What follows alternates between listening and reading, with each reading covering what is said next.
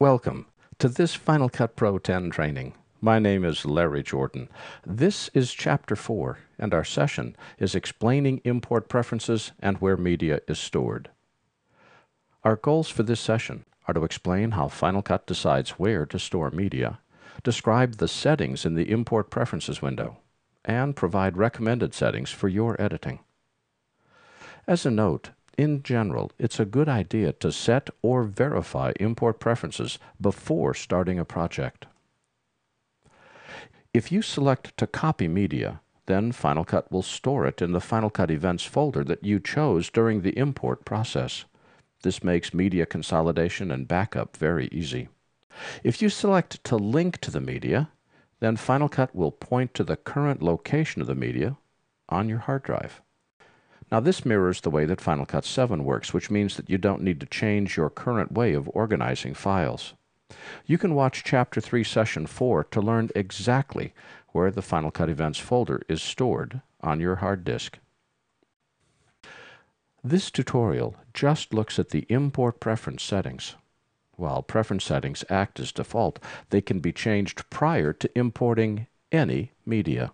However, clips that are dragged from the Finder into either the event browser or the timeline immediately get analyzed based upon the preference settings. Unlike Final Cut 7, we don't need to determine video formats prior to importing, and changing import preferences has no effect on any media that has already been imported. So let me show you how to open Final Cut Pro 10's preference pane and how to decide which preferences to select for your project.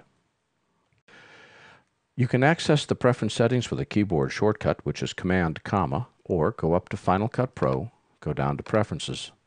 Although there are 3 preference settings, the one we're concerned with right now is the import setting. There are 4 categories of preferences for importing: organizing, transcoding, video, and audio. In the organizing category, the first 2 choices affect how files are organized and copied into Final Cut. Copy files into Final Cut Events folder will make a copy of your media into the Final Cut Events folder. This is ideal if your media is scattered all over everywhere and you want Final Cut to organize it. If, on the other hand, you want Final Cut to point to existing media, or you're storing media on a network volume, then uncheck the first option. The second option is helpful if you spend a lot of time organizing your folders and folder names prior to importing media. If you've got significant folder names, like you follow the project naming convention we talked about in the first chapter, then you want to check the second option. If your folder names are of no particular relevance, then you want to uncheck it. When you check it, the folder name is brought in as a keyword and your files are grouped based upon that keyword. It helps you to find files. For the first checkbox, when it's on, Final Cut copies your files. When it's off, it points to them. In the second option, Final Cut will use your folder names when this is checked, or not use your folder names when it is unchecked for organizing keywords that describe your files. The transcoding category allows you to specify whether you want your media to be converted or whether you want to edit it natively. Final Cut can absolutely edit your media natively, but there's advantages to transcoding. If you want really high-quality images, and you want better color space, and you want to have faster performance, then you want to create optimized media. If you want to keep your file sizes small, then you'll want to create proxy media. We'll talk about both these options more in our next session. During the import process, Final Cut will perform a series of analyses on both your video and audio. If you're doing handheld work, then you'll want to analyze for stabilization. If you're shooting an HD SLR camera, then you'll want to analyze for rolling shutter. What analysis does is when it sees a clip with excessive shakiness, like a handheld camera that you're running with, it'll flag that video with a keyword saying rolling shutter due to rapid panning. You can then correct this as the clip gets edited to the timeline. We'll talk more about that later. Analyzing for balanced color checks to see if there's color issues. Is the clip too blue or too green or too orange? If so, it'll flag what needs to be done to bring this back into color balance. Analyzing to find people does facial recognition to see if it can identify who the people are in the shot based upon additional information that you provide it. Or it'll simply define the shot as a single shot, a close-up, a two-shot, or a wide shot.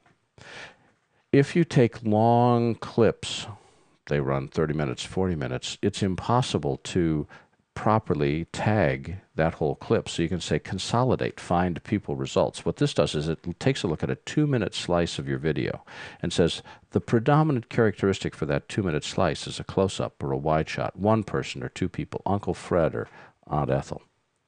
And if you are doing video analysis, it's a really good idea to turn on smart collections. This is like a playlist, and the playlist groups all of your shaky clips into a list, or all of your rolling shutter clips, or all of the single shots, or all the wide shots, because it doesn't duplicate media. It's just an organizational process to help you find the stuff that needs to be repaired. When it comes time for audio, we can do three things. We can analyze and fix audio problems like hum or excessive loudness. We can separate mono and group stereo, and we can remove silent channels. Initially, I was not in favor of the analyze and fix audio problems until I looked deeper into it. It really only analyzes three problems: noise, hum, and loudness, both loudness which is too soft and too loud. In all three cases, it analyzes a clip and applies a fix, which you can then override. For this reason, I recommend you check this option. Separate mono and group stereo analyzes your audio. Should it be imported as dual channel mono, which is the ideal for interviews, or should it be imported as stereo, which is ideal for music or sound effects? And it does this grouping, this separation and grouping automatically. If you decide to do separate and group stereo audio and Final Cut guesses wrong, you're going to need to re-import the media. Remove silent channels. If you have one person on camera talking and you have their single mic plugged into a single channel, Final Cut will remove the other channel, which is just taking up space but has no audio on it. If for any reason you wanted that silent channel, then you'll need to re-import the audio, because once that channel has been removed, you can't bring it back unless you re-import. For me, the checkboxes that you see on the screen make the most sense. Final Cut 10 is designed to simplify working with media. Optimization provides faster performance, but does require more storage space. Copying media provides easier backups and archiving, and it also allows using the new Camera Archive function we'll talk about a little later in this chapter. Analysis provides options on how to fix problems. All optimization, copying, and analysis is done in the background, which means you don't need to wait. And we'll talk about background analysis in our next movie. My name is Larry Jordan, and thanks for watching this Final Cut Pro 10 training.